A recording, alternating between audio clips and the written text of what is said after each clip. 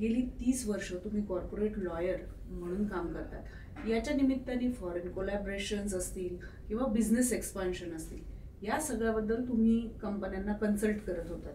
मला असं वाटतं तुमच्यापेक्षा उत्तम माणूस असूच शकत नाही जो स्टार्टअप आणि या सगळ्या विषयावर बोलू शकतो. याचं कारण असं आहे की कंपन्यांचं भारतात येणं आणि भारतातनं नवीन स्टार्टअप्स तयार होत राहणं.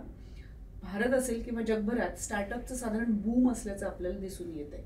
या सगळ्यामध्ये नवीन तरुण मुलं जी आहेत ही या स्टार्टअपमध्ये नक्की कुठे आहेत? So, as you rightly said, Priya, first of all, thank you to you and to Max Woman मला बोलवलं या विषयावर बोलायला. सो माझा जो जवळजवळ 30 वर्षाचा अनुभव आहे, जो ज्याच्यामध्ये फॉरेन कोलॅबोरेशन्स आहेत, as you rightly sed, joint ventures आहेत, भारतातल्या कंपन्यांचा ॲडवाईज आहे.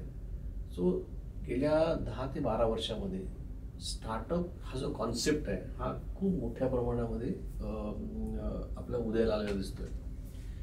ते स्टार्टअप म्हणजे नेमकं काय? तर ते झालं असं आहे की पूर्वी स्टार्टअप नव्हते का? पूर्वी कंपन्या लोक काढत नव्हते का? काढत होते, पण त्याला आपण स्टार्टअप म्हणत नव्हतं. आणि ते एक मॅच्युरिटी नंतर लोक सुरू करायचे बिझनेस. आता काय झालेलं आहे की कुठलाही तरुण त्याला वाटतं की मला बिझनेस करायचा आहे किंवा मला काहीतरी वेगळं करायचं आहे समाजामध्ये. त्याला करण्यासाठी जे रिसोर्सेस आहेत ना ते अक्षरशः असे अवेलेबल आहेत. म्हणजे फॉर एक्झाम्पल द्यायचं म्हटलं तर तुम्ही जर कुठली साधं कन्सल्टिंग करतो म्हटलं तर तुम्हाला फेसबुक आहे, तुम्हाला मार्केट अवेलेबल आहे, तुम्हाला टूल्स अवेलेबल आहे. तुम्ही रील्स करा, तुम्ही इंस्टाग्रामवर जा. सो म्हणजे काहीतरी करायचं कार्यक्रम करायसाठी किंवा कुठलंही असं पटकन आपण म्हणतो की करिअर सुरू करायसाठी एक ऍक्टिव्हिटी तुम्हाला मिळाली आहे. आणि प्लॅटफॉर्म्स अवेलेबल आहे, टेक्नॉलॉजी अवेलेबल आहे, रिसोर्सेस अवेलेबल आहे, पैसे अवेलेबल आहे, इन्फॉर्मेशन अवेलेबल आहे. आज या सगळ्या गोष्टींमुळे ना की कुठल्याही तरुणाला आज किंवा कुठल्याही तरुणीला वाटलं की मला काही चांगलं काम करायचं आहे. अगदी सिम्पलेस्ट उदाहरण सांगतो मी, ज्याचं समजा एखाद्या मुलाचं किंवा चांगलं अक्षर आहे तो सुलेखन लोकांना शिकवू शकतो. ही कॅन मेक पत्रिका लिहिणं ही मोठी ऍक्टिव्हिटी झालेली आहे. करेक्ट.